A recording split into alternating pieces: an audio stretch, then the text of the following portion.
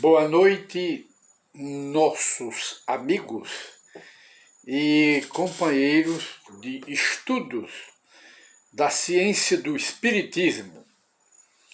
Voltamos a apresentar o programa Encontro com a Doutrina dos Espíritos, a ciência dos Espíritos, a religião dos Espíritos, a filosofia dos Espíritos.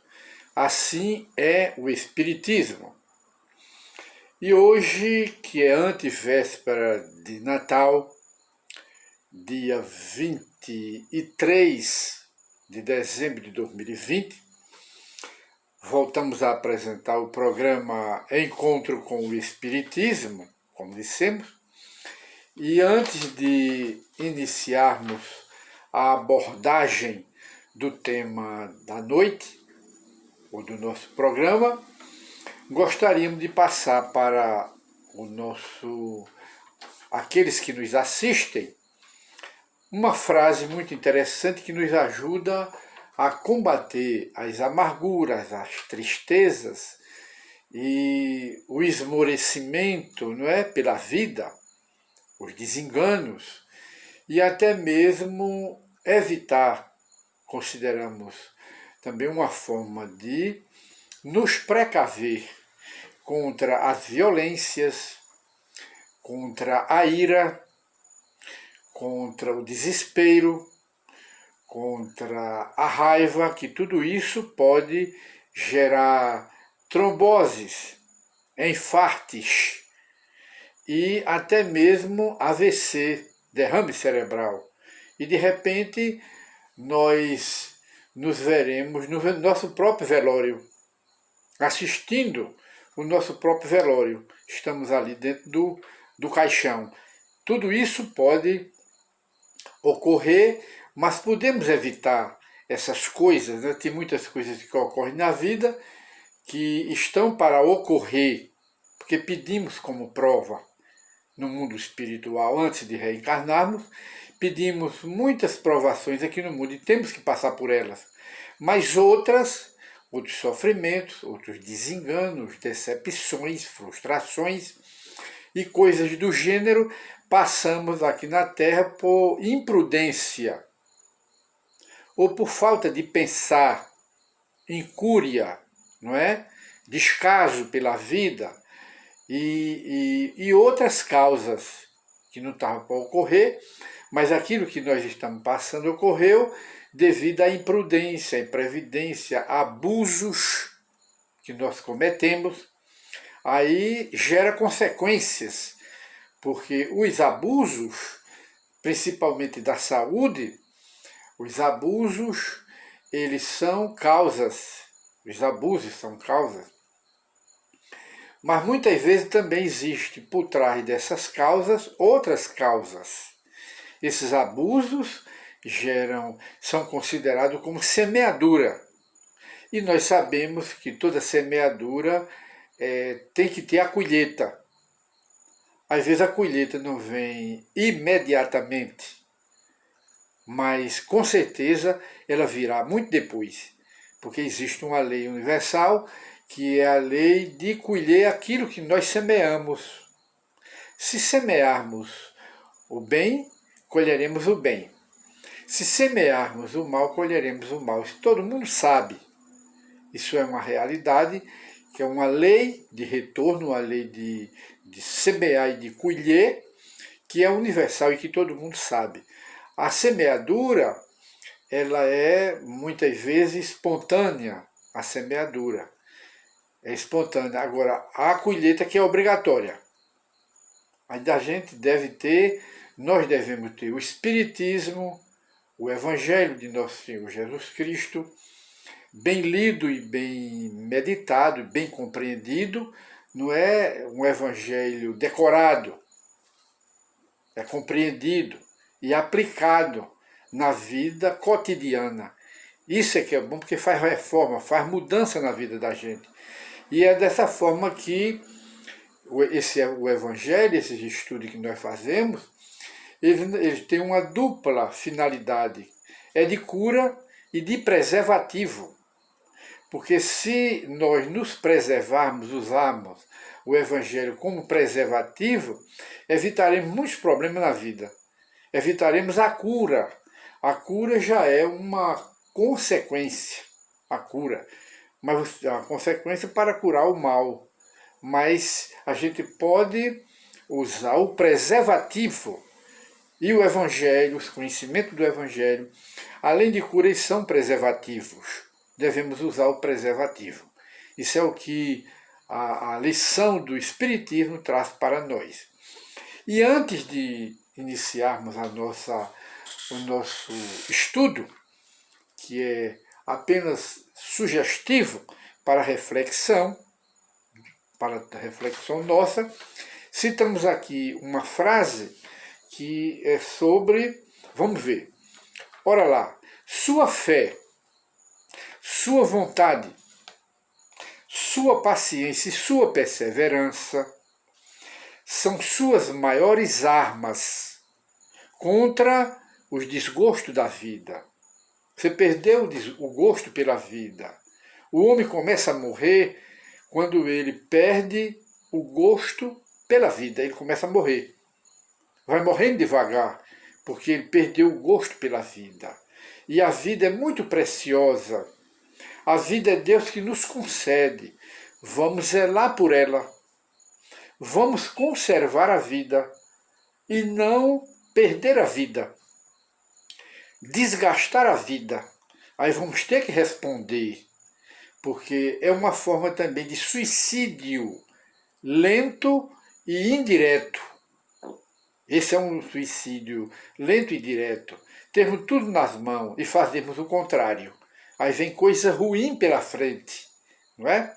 Aí isso tudo pode ser evitado pela prudência, pela ponderação, ponderado, moderado. Vamos usar tudo que Deus colocou em nossas mãos. Agora, usar tudo que Deus colocou em nossas mãos. Agora, de uma forma ponderada, moderada, prudente, previdente. Aí evitaremos muitos males na vida da gente.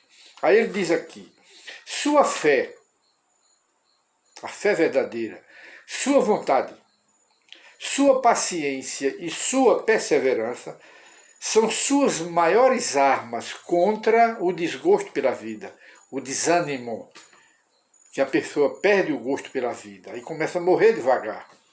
E não agrada a Deus, que é o nosso Pai. Ele quer que vivamos bem aqui na terra, porque somos filhos dele. Para isso ele nos oferece a prece, a oração. Para isso Deus nos oferece, coloca a nossa disposição, podemos dizer assim, não é? Os anjos da guarda, que toda religião ensina, os espíritos bons e amigos que têm a missão de nos ajudarem aqui na Terra, eles não gostam que a gente perca o ânimo pela vida, fiquemos de cabeça pendurada, pensando em morrer, pensando em suicídio. Nada disso agrada a Deus e nem agrada os anjos da guarda da gente, esses espíritos protetores. Aí ele diz, portanto, não se deixe abater pelo desânimo, porque o desânimo é um veneno que intoxica a nossa alma e cozinha a gente com fogo baixo, o desânimo, porque ele é um tóxico, é um veneno. E podemos evitá-lo com o quê? Com a atividade, com a fé, com a esperança. Com a fé, com a esperança. Podemos enfrentá-lo com a perseverança, que são as maiores armas que Deus nos deu, com a fé, a vontade, a paciência, a perseverança e as orações. Tudo isso são forças do Espírito, forças da alma que Deus nos concede para fazermos bom uso delas e combater o desânimo, o desgosto pela vida. Vamos viver porque a vida foi dada por Deus para nós vivermos bem e felizes. Quando vivemos infelizes, a culpa é nossa, porque não sabemos viver, não temos habilidade para viver. Não é a culpa, é de Deus. E na mensagem que hoje nós escolhemos para a ajuda de todos nós, que nós passamos por isso, não é? E o título, o tema hoje é opiniões alheias. Ora, há pessoas que são muito preocupadas com as opiniões alheias a seu respeito. Há muita gente muito preocupada com isso. O que é que os outros estão pensando de mim? As opiniões das pessoas a meu respeito.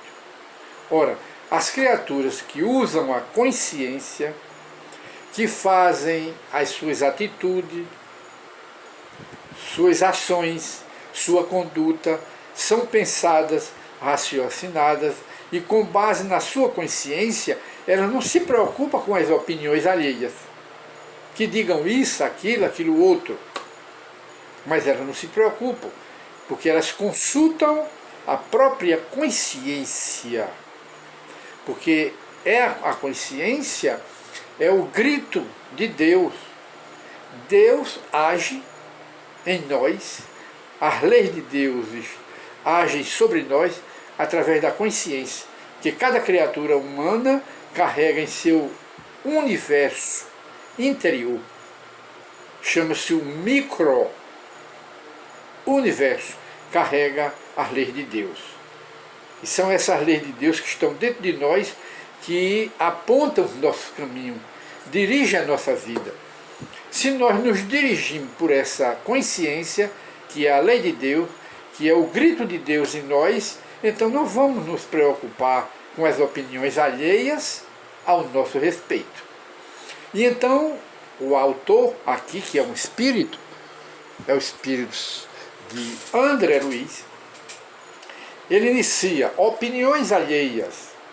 Ora, se trazes a consciência em paz, a consciência tranquila, por que te impacientares tanto com as opiniões alheias e opiniões desfavoráveis?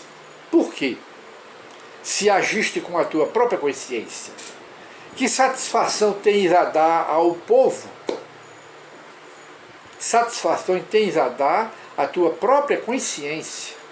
Age, te dirige, te orienta, e que a tua bússola seja a tua consciência, e andarás em paz. E ele continua no seu conselho. Tudo isso é para reflexão. Vamos refletir, né? E nessa reflexão nós estamos fazendo uma viagem ao nosso próprio interior, viagem ao interior da alma. É isso que a mensagem nos leva. Ora, cada pessoa fala daquilo que conhece, oferecendo o que seja ou o que tenha. Ora, cada pessoa só dá aquilo que tem. E as coisas só têm valor se a gente der valor a elas. Até as pessoas. Às vezes a gente supervaloriza uma criatura humana quando elas não merecem nem isso tudo. E nós supervalorizamos. Aí nos decepcionamos quando aquela criatura não tem esse valor, tem um valor humano como nós. Mas o problema é que a gente exagera e supervaloriza aquela criatura. E diz mais, a suposição dos companheiros, quer dizer, o que eles pensam, o que eles supõem em relação a nós, a nosso respeito, nasce daquilo que eles estimariam fazer ou realizar. Nasce disso. Eles estimariam fazer aquilo, mas não fazem. E nos criticam, e nos censuram. Eles censuram em nós aquilo que eles são. É o que a psicologia humana nos ensina. Geralmente as pessoas condenam em nós aquilo que elas mesmas são. Fazem uma crítica indireta, faz uma crítica a nós, não é? Direta, mas essa crítica é indiretamente a elas mesmas, porque elas se comportam pior do que nós. Isso esse raciocínio é o que nos leva à psicologia humana, que é o estudo da conduta, da ação do homem e da reação do homem em determinadas situações. Isso é o que nos ensina a psicologia humana. As pessoas condenam em nós aquilo que elas são. Aí diz mais, cada qual de nós está no centro das próprias experiências. Uma vez, nós aqui estamos fazendo esse aditivo, que cada criatura humana é um micro-universo. Cada criatura humana. E esse micro-universo é que nos individualiza. De maneira que cada universo não se compara com o outro. Somos mini ou micro-universo dentro de nós. E o que forma esse micro-universo é o que pensamos, o que sentimos, o que meditamos, o que agimos, e é aquilo que nós somos. Aí formamos esse micro-universo que não se mistura com os micro-universos que são outras criaturas. Porque cada criatura humana é uma individualidade. E não é igual a outra. Cada individualidade é diferente da outra, porque somos micro-universos. Somos micro-universos, que não nos misturamos com os outros universos. Cada um tem o seu. E é justamente esse micro-universo que nos faz comparar com a impressão digital. Aqui na Terra, todo mundo tem uma impressão digital que não é igual a do outro. Temos atualmente na Terra 7,5 bilhões de criaturas humanas, quer dizer, de espíritos reencarnados aqui no planeta Terra. São 7,5 bilhões de impressões digitais. São 7 bilhões e meio de códigos genéticos. E código genético, DNA, da própria alma, do próprio espírito, logo somos um mini universo que não nos misturamos com os outros. Somos individualidades, que não somos iguais aos outros. E de modo que o espírito aqui continua. Os irmãos que nos cercam são livres para pesarem, quer dizer, julgarem, né, a nosso respeito, da forma que eles quiserem. Da mesma maneira que somos livres para pesar-lhe também o comportamento. Ora, eles são livres para avaliarem a nós e temos também a mesma liberdade de avaliá-los. São leis que nós devemos considerar e respeitar, porque cada pessoa é um universo diferente do outro. E ele diz, ninguém consegue obrigar criatura nenhuma a pensar como nós, a raciocinar com a nossa cabeça, a julgar com o nosso cérebro, a nossa mente. Como podemos obrigar? Se cada um pensa diferente, justamente porque cada cabeça, cada universo, cada cabeça, cada mundo, a não ser aquele que lhe pertence, quer dizer, nós não podemos obrigar ninguém a pensar com o nosso cérebro, a nossa cabeça. Nós não podemos obrigar.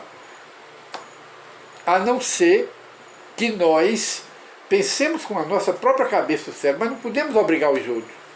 Nem os outros podem nos obrigar a pensar como eles, e a recíproca também é verdadeira. Cada cabeça, cada mundo, cada um julga da forma que quer.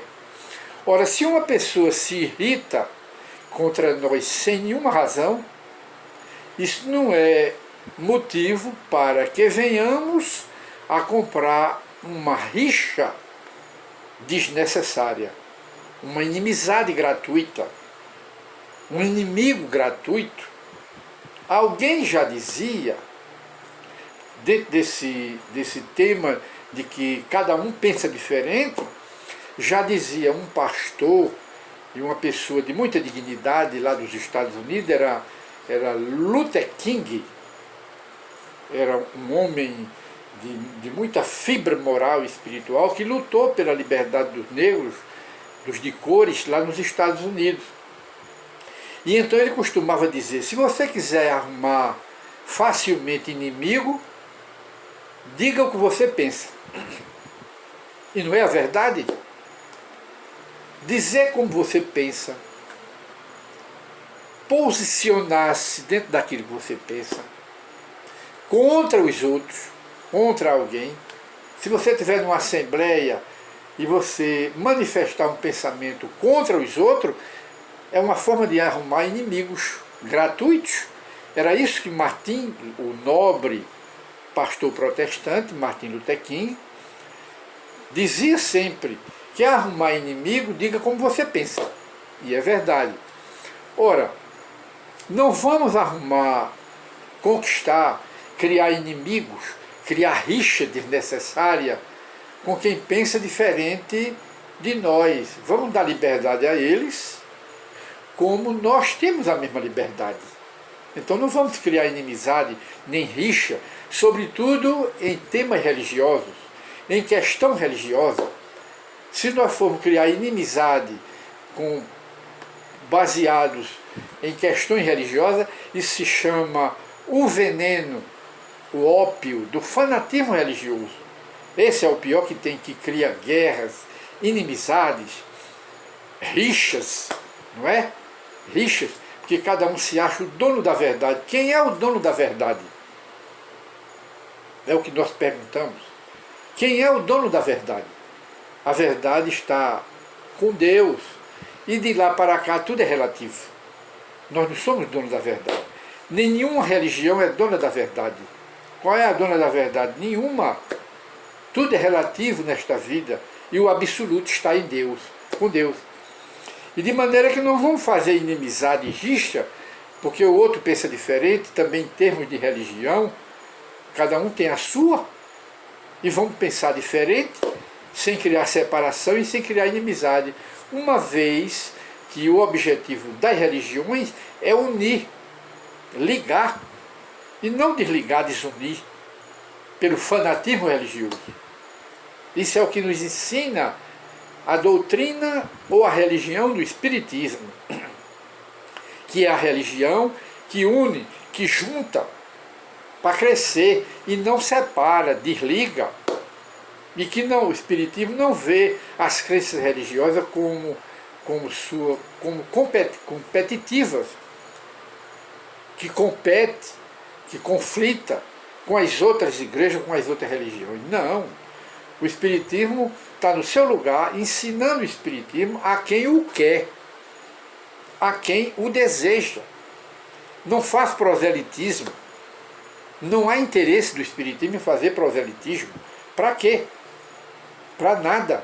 Só cria inimizade, só cria separação, e o objetivo do Espiritismo é o homem, unir o homem, independente de igreja, independente de Bíblia, independente de crença religiosa, é unir, é ligar os homens, porque todos somos filhos de Deus, estamos no mesmo caminho para Deus. E isto é o que o Espiritismo nos ensina, dentro do seu princípio de amor e de caridade. Não é só a fé fria nos dogmas. Não, o Espiritismo não tem dogma. É só dentro do princípio da caridade. É isso que o Espiritismo ensina.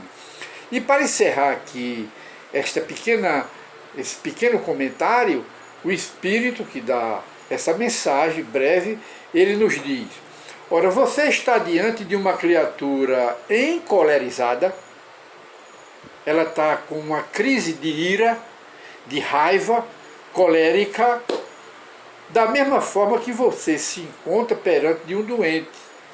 Preste-lhe auxílio, porque esse encolerizado está doente. Doente de obsessão, obsessão a ele próprio e obsessão de espíritos que aperreiam a sua cabeça. Toda criatura irritada, agressiva, ela tem espírito agressivo ao lado dela. Por isso é que ela é agressiva. Por isso é que ela é enraivada.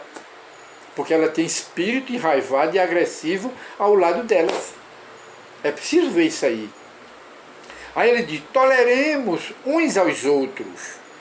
para que os outros também nos tolerem. Olha a lei da recíproca, dar e receber. Porque a lei da vida, ou um dos mistérios da vida, é dar e receber. Ninguém recebe sem dar. Esse é um dos mistérios da vida. E ele encerra: hoje alguém terá perdido o controle, a serenidade à nossa frente. Amanhã, possivelmente, seremos nós em situação igual diante deles. Então, se nós precisamos de tolerância dos outros, aí o Evangelho nos ensina a termos também tolerância com os outros. Porque o que ele está passando hoje, poderemos passar amanhã, sermos vítimas amanhã.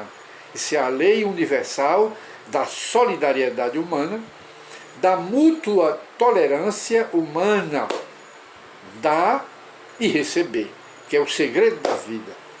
Dai e dá-se-vos-á. Era isso que Jesus ensinava. E de maneira, nossos amigos, chegamos ao final do nosso programa. Hoje, o programa Encontro com o Espiritismo. E voltaremos na próxima oportunidade com outro tema. E o tema de hoje é as opiniões, nós e as opiniões alheias. Apenas para reflexão. Muita paz para todos.